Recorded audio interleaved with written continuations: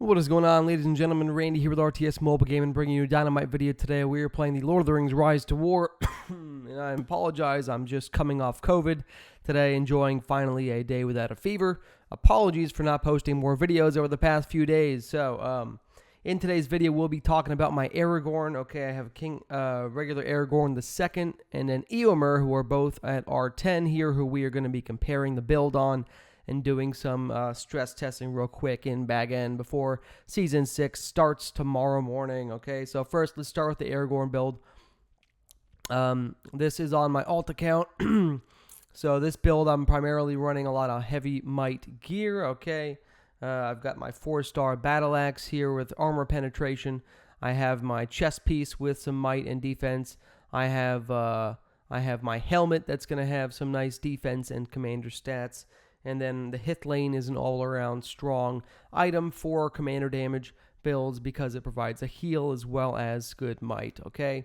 For the build itself, we're going to max out the top R0 tree here, Enduril. This is going to deal fantastic damage itself. Combined with Cull of the Weak is going to be strong damage as well, starting in round 2, every other round after that. Okay, and then weapon expertise is really, really key to Aragorn. It's a little bit of RNG mixed in there, but at the end of the day, this is about 25% increased commander damage output, average over 10 rounds. So it's very, very strong. Okay, then we go into the R3 tree. We've also maxed this out. Okay, we have Strider maxed out, allowing me to use any equipment I want. You could, in theory, just put 14 points in Strider and move 1 point somewhere else. It's up to you. I wanted the option to use any equipment, so I put it. Okay, then we have 7 points in Precise Blow, which is strong damage in round 2. With a pursuit buff. And then we have the raid ability, which is going to be hitting in round 1 with the rush. Okay, so it's going to use rush and hit in round 1.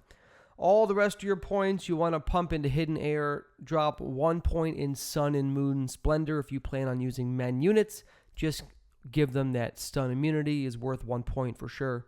Okay, and put the rest of your points in hidden air to increase your commander damage. Okay.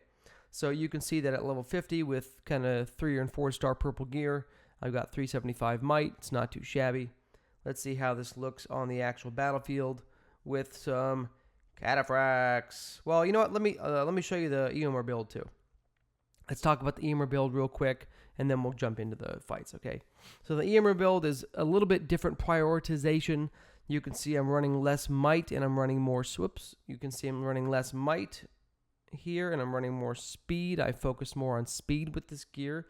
It has might as well, but it's more speed based. So for the gear here, I have the Elven Dirk.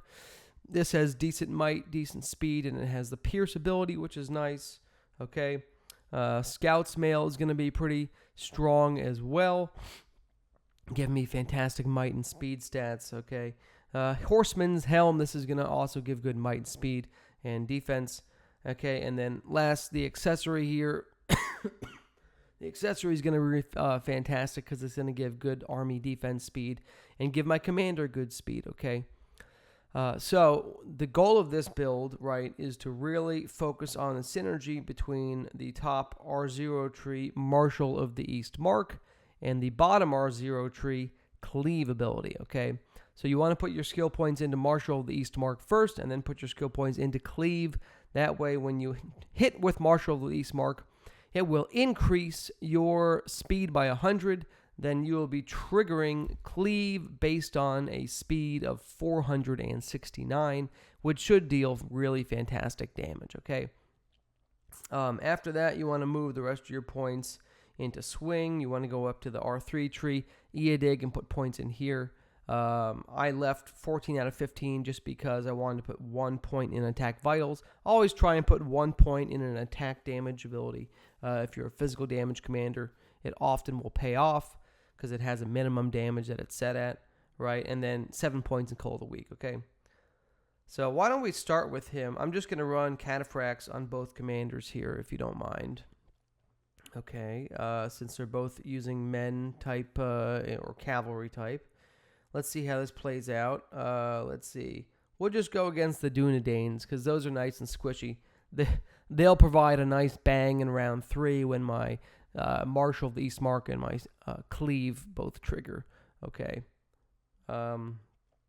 Let's see how that played out. So overall, commander damage, 133k damage. Output, not too shabby.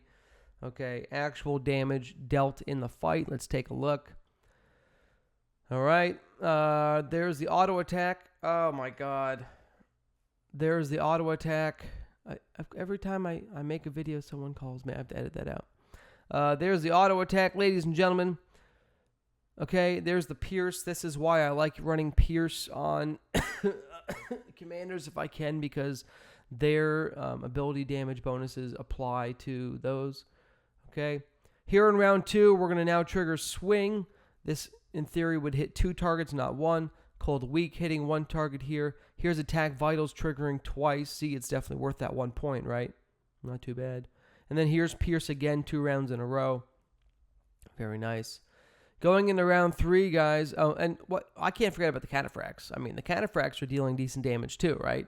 Because they're getting all this damage bonus from Eomer's crazy amount of speed.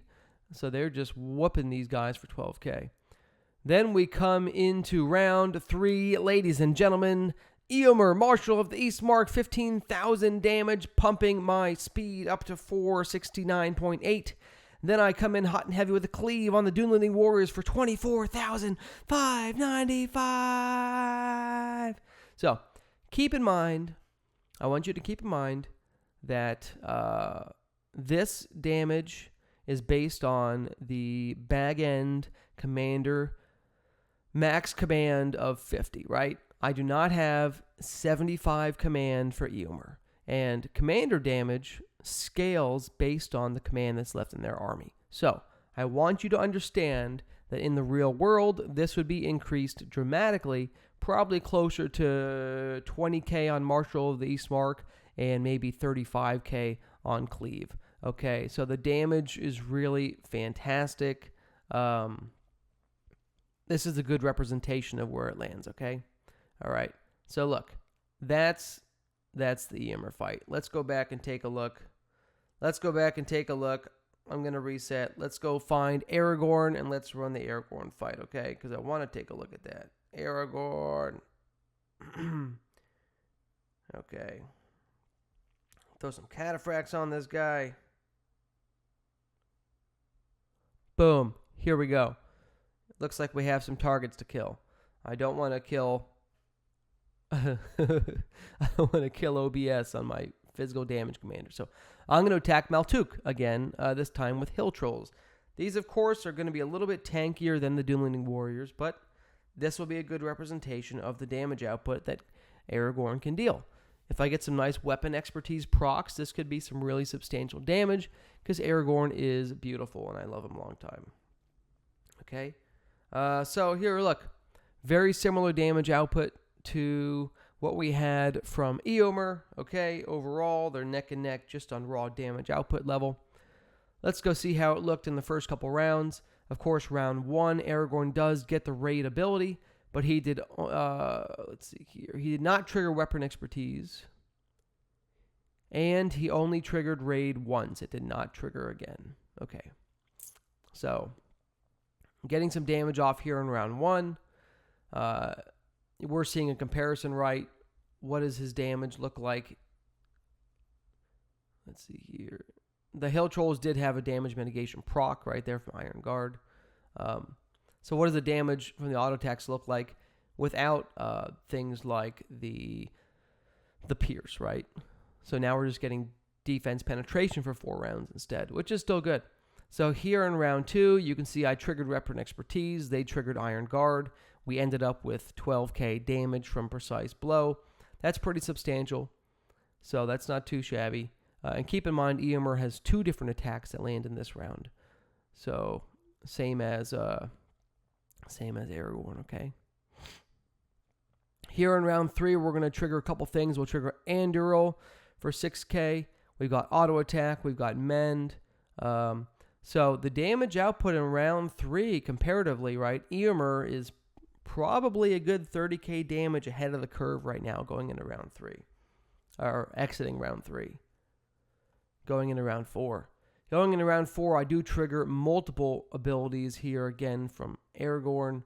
3 abilities. So round 4 is the big ability round for Aragorn. He triggers all of his abilities again, which is nice because a lot of commanders blow their entire shot in round 3 and they're dead until round 6, right? So Aragorn put up good damage in rounds 1 and 2 and 4. Not too bad. I mean, that's the fight. I mean, you get the picture, right? Aragorn is coming in hot and heavy here. He's smoting some enemies.